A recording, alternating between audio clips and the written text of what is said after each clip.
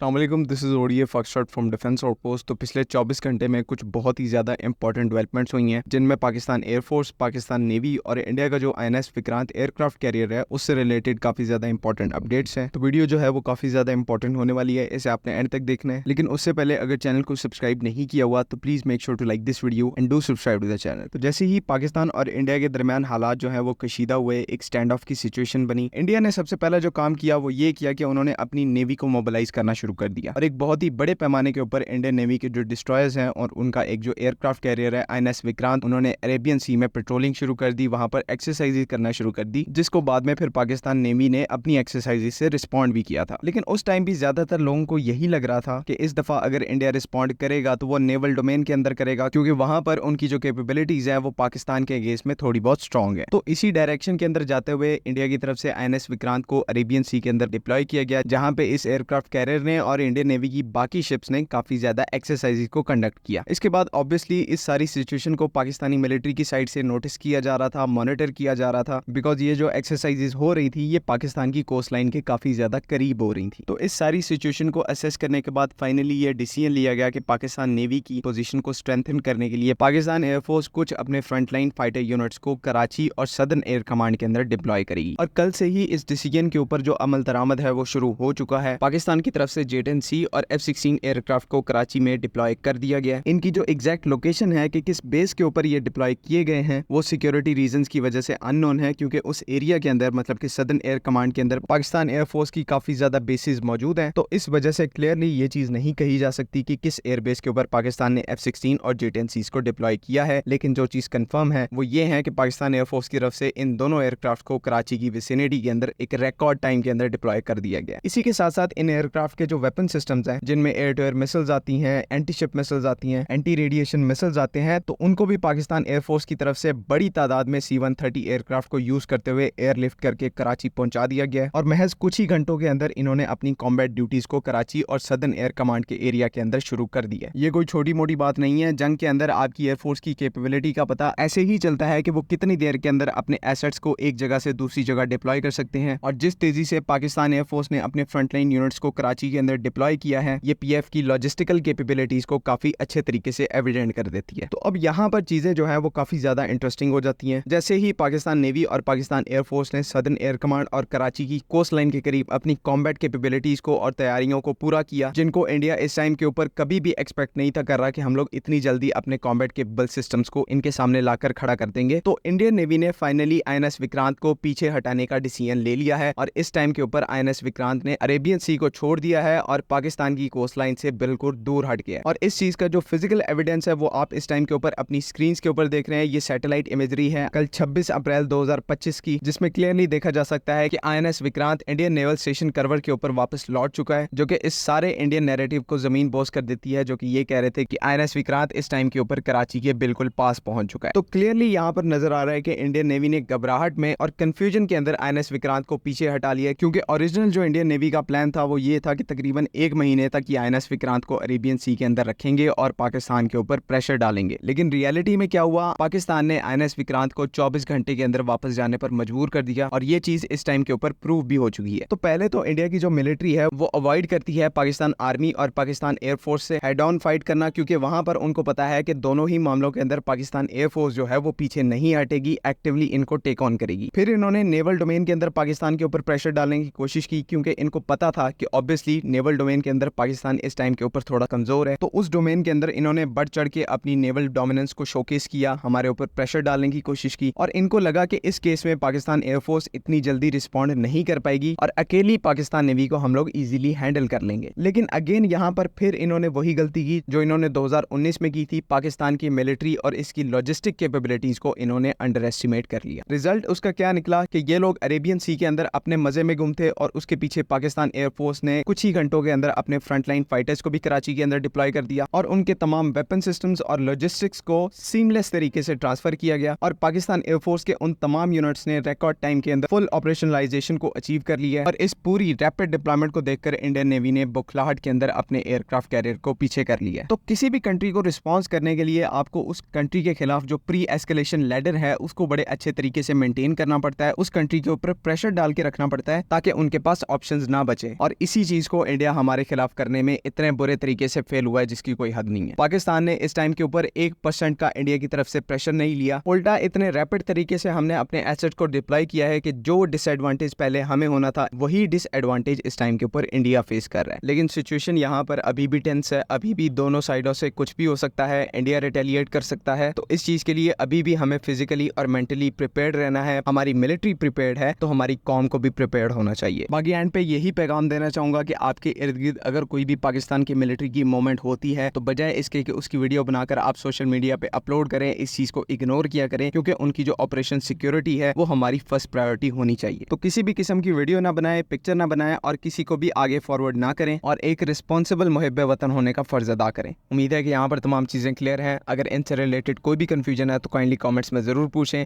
बाकी अगली वीडियो तक के लिए अल्लाह हाफिज। पाकिस्तान जिंदाबाद।